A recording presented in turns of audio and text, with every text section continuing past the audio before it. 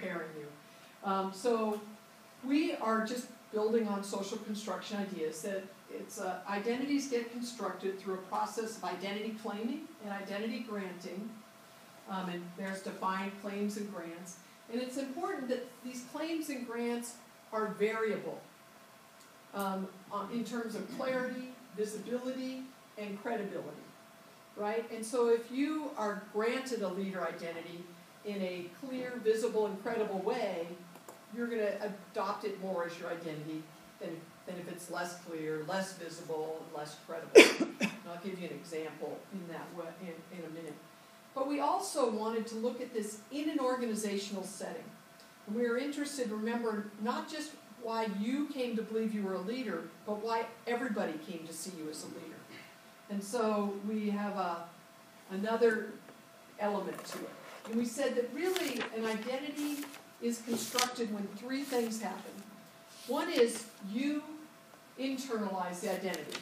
You know, this little bubble pops up in your self-concept or the way you think about yourself. The second element is that it also gets instantiated when others start treating you inconsistent with that identity. So they're granting it to you, but then it started to grant it to you regularly in a pattern. And then finally, because it's in a collective setting, that when the collective also endorses that identity as appropriate for you, you take it in more, and you think of it as more true of you. So the identity becomes then a social fact. It's not just something you believe about yourself, it's something everyone in the collective, or the dominant view is that's true. So I'm going to give you an example now, which hopefully make this a little more clear. Okay, so the simple example is my daughter, Hannah. This is my middle daughter, and Hannah was on a swim team, high school swim team. The swim team was not only the best in the state for the past decade, that's them winning the state trophy, it was actually rated the best in the nation 4 out of the 5 years around the time of her involvement in the team. That means the best swim team in the nation was not in a place with sunshine like California or Florida. It was in Michigan, in a little town. So this was a big deal swim team, written up all the time. Local papers and the national swim news, etc. Hannah was kind of a middle-of-the-pack swimmer. She wasn't the best. She wasn't like, we have people from this team who tried out for the Olympics. Okay, that was not Hannah. She was just, a swimmer. And I also coded her as my shy kid. She wasn't like the dominant, kid you'd notice in the crowd. But Hannah, as a junior, got elected captain of the swim team. I think there were 4 of them, but the swim team was 90 members big, huge swim team. She got elected in a 3-hour multi-level voting procedure. They both first voted like a small slate, and then from that slate they voted the captains. Multi-level voting procedure involving the whole team. All 90 people were there. No one ever missed this meeting. It was like, you can imagine girls and drama. It was like the big deal. And the election came after 3 years of being led by captains who were elected in just this manner. Okay? So that's what happened. Now, my question for you, is that a leader identity grant for Hannah? Yes? Very clear. Yeah. So how does it rate on our criteria? Was it clear? Yes. Yeah, the vote was counted. She was named. Was it visible? Everyone who was important to her sat there and watched it happen. And was it credible? Sure. It's like this is how they had elected captains for in all the kids' memory. So my question then is, what might happen next? She become extrovert after that. Become extrovert, yeah. To fulfill the expectation. She'll start to fulfill that expectation. Yeah. So here's what our theory would say would happen next. One is that a little seed might pop up in Hannah's mind that, maybe I'm a leader. Maybe they see something in me. I mean, you could think about, for example, going back to the dimensions, the difference between this vote and the captain or the coach taking her aside and saying, Hannah, no, not the coach, another player, swimmer, taking her aside and saying, Hannah, you really seem like a leader type to me, right? That isn't visible. may not even be credible, and it could be high in clarity. But so this was very impactful. So you could think she might internalize it.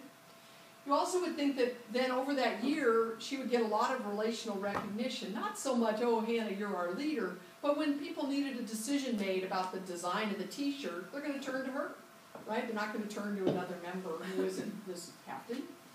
So it gets relationally recognized and reinforced over the year. When the school sends out a memo about a meeting that all the student-athlete leaders need to attend to, her name is on that list. So it gets collectively endorsed and reinforced over time.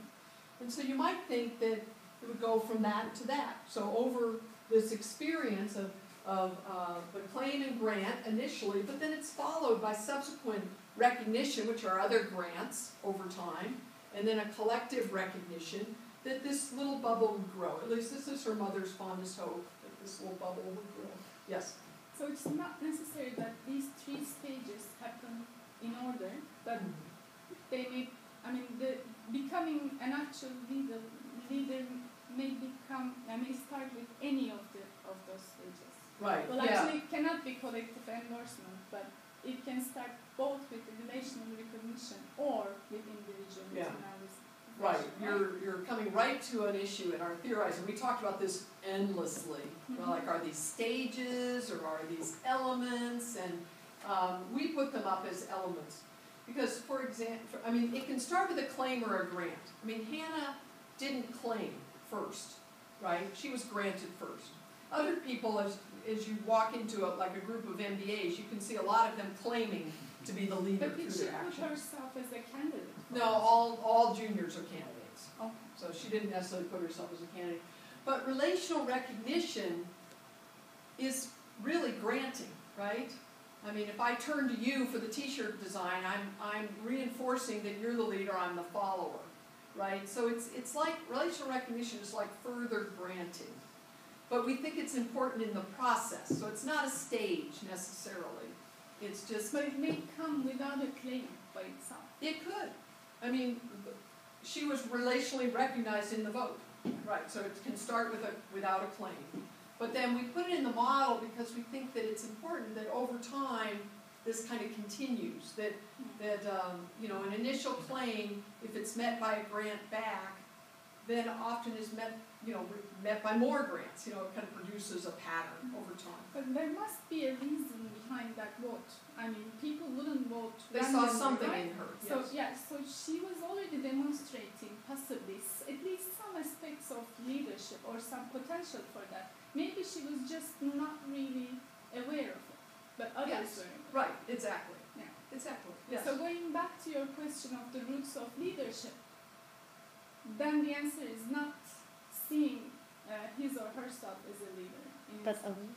Remember, it could be both self-observations and messages you get from social others. Right. So she got a big, in this story, it starts with a grant, so she got a message from others that hopefully she'll take in, and hopefully now she'll see Maybe she will other become things. more of a leader, but she was a leader. Well, and see more messages as leadership, as endorsements of leadership. So there's another example, and then she went off to college. She was walking down the road one day with a friend, and she met a former swim teammate who was the head of a service club. And she said to the two Hannah and her friend, "Oh, you might want to join our service club." "Oh yeah, that sounds really cool." "Oh, and if you get your statement in today, we're electing officers tonight."